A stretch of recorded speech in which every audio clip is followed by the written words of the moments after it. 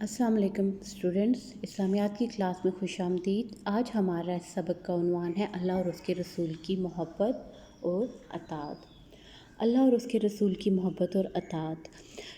ہم انسان جب اپنے وجود اور کائنات کے مظاہر پر غور کرتے ہیں تو یہ ہمیں بات پتہ چلتی ہے کہ کوئی قدرت رکھنے، پرورش کرنے، حکمت و دانائی والی ذات موجود ہے جو ان تمام پر حکمران ہے اور انہیں قوت عطا کر رہی ہے اور انہیں صلاحیت بخش رہی ہے، اور وہ قدیر ہے، خالق ہے، رب ہے، حکیم بھی ہے کہ اس قدر وسیع کائنات کو حکمت اور دانائی سے چلا رہا ہے۔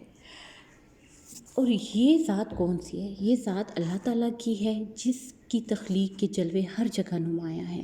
انسان کی عظمت اسی میں ہے کہ وہ اپنے خالق کو تسلیم کرے، اس کی محبت میں سرشار رہے اور اس کے احکام پر عمل کرے۔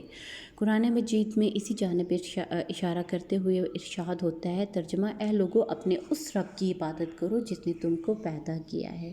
ہم نے کس کی عبادت کرنی ہے؟ اس رب کی، اللہ تعالیٰ کی، جس نے ہمیں اور اس کائنات کو تخلیق کیا ہے۔ اللہ تعالیٰ کے ساتھ محبت۔ اللہ تعالیٰ سے محبت، اللہ تعالیٰ کی محبت، اللہ تعالیٰ کی محبت سے مراد ہے کہ اس کے احکام کو دل سے تسلیم کیا جائے۔ اسی لیے فرمایا جاتا ہے کہ سورہ بقرہ میں فرمایا جاتا ہے، ترجمہ: جو لوگ ایمان لے آئے ہیں وہ اللہ تعالیٰ سے بہت محبت کرنے والے ہیں۔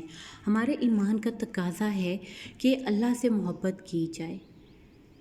اللہ سے محبت کا تقاضا ہے کہ اس کے احکام کو ہم دل سے تسلیم کریں اور ان پر پورے خلوص نیت سے عمل کریں۔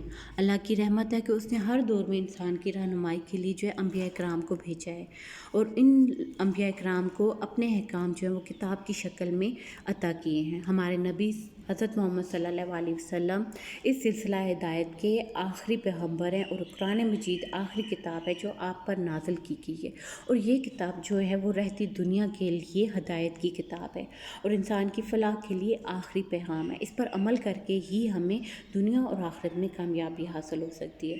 رسول صلی اللہ علیہ وسلم کے ساتھ محبت۔ اللہ کی محبت کے ساتھ وہ اللہ کی اطاعت کے ساتھ وہ رسول کی محبت اور اطاعت بھی جڑی ہوئی ہے۔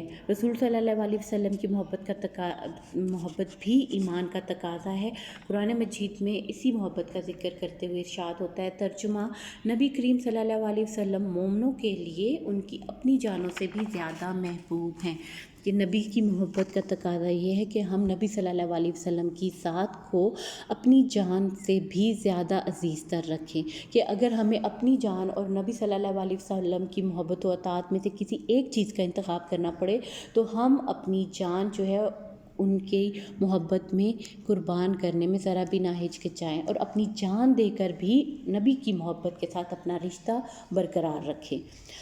سورہ حجرات میں اللہ تعالیٰ کا ارشاد ہے، ترجمہ: اللہ تعالیٰ اور اس کے رسول سے آگے نہ بڑھو اور اللہ تعالیٰ سے ڈرتے رہو۔ اچھا جی، اس سے معلوم ہوا کہ محبت کا تقاضا یہ ہے کہ اللہ تعالیٰ اور رسول صلی اللہ علیہ وسلم سے محبت میں کوئی اور شریک نہ ہو۔